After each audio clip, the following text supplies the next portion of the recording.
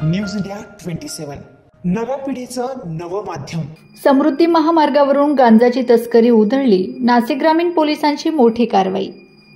समृद्धीवरून 121 kilo गांजाची तस्करी उधळली, नाशिक ग्रामीण पोलिसांची मोठी कारवाई। नाशिक ग्रामीण पोलीस दलाची धडाकेबाज कारवाई।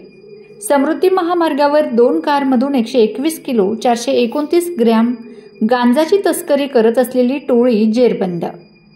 अंमली पदार्थ विरोधी मोहिमेअंतर्गत स्थानिक गुन्हे शाखेच्या पथकाने शिवडे परिसरात सापळा रचून ही मोठी कारवाई केली। 24,28,000 रुपयांचा गांजा, 2 चारचाकी वाहन, मोबाईल फोन, रोख रक्कम असा एकूण 1.25 कोटीहून अधिक किमतीचा मुद्देमाल जप्त करण्यात आला आहे। यामध्ये 4 आरोपींपैकी 3 ताब्यात, 1 फरार असून फरार आरोपी सुनील अनार्थ हा नाशिकमधील कुख्यात टिप्पर गँगचा गुन्हेगार असून त्याच्यावर 11 गंभीर गुन्हे दाखल आहेत। या टोळीने ओडिशामधून गांजा आणून महाराष्ट्रात तस्करीचा मोठा जाळं उभारल्याचं प्राथमिक चौकशीत उघड झालंय। सदर कारवाई पोलीस अधीक्षक बाळासाहेब पाटील, अप्पर पोलीस अधीक्षक आदित्य मिरखेलकर यांच्या मार्गदर्शनाखाली करण्यात आले।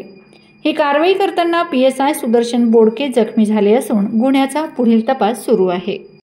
शनिवारी याबाबतची माहिती प्राप्त झाल्यानंतर नागपूरवरून मुंबईकडे 2 वाहनातून गांजा घेऊन जाण्यात येणार आहे अशा स्वरूपाची इन्फॉर्मेशन आल्यानंतर LCBने 4 पथकं निर्माण केली।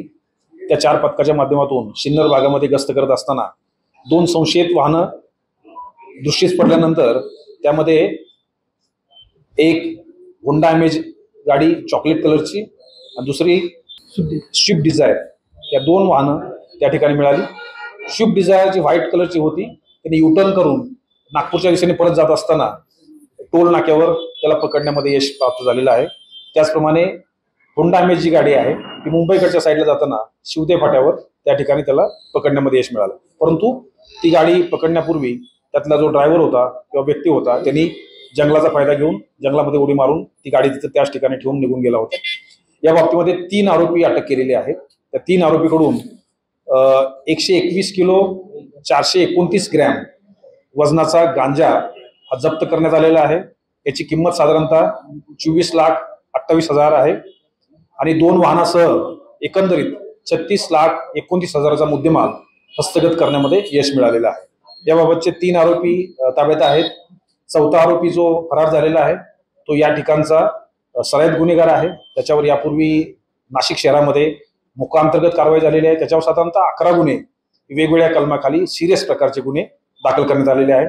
त्यामधला दुसरा आरोपी जो पकडलेला आहे त्याच्यावर सुद्धा अत्यंत गंभीर गुन्हे हे अहिल्यानगर आणि इतर जिल्ह्यामध्ये दाखल झालेले आहेत। अशा स्वरूपाची ही टोळी या गांजाच्या बाबतीमध्ये आता सक्रिय झालेली आहे अशा स्वरूपाचं दिसतं आहे। याच्याकडून अधिकची माहिती, हा गांजा ओरिसा राज्यातून आणला होता, तो मुंबईमध्ये कोणत्या ठिकाणी चालला होता आणि कोणकोणते इतर एजंट त्याच्यामध्ये काम करत आहेत याबाबतचा तपास हा स्थानिक गुन्हे शाखा सध्या करत आहे।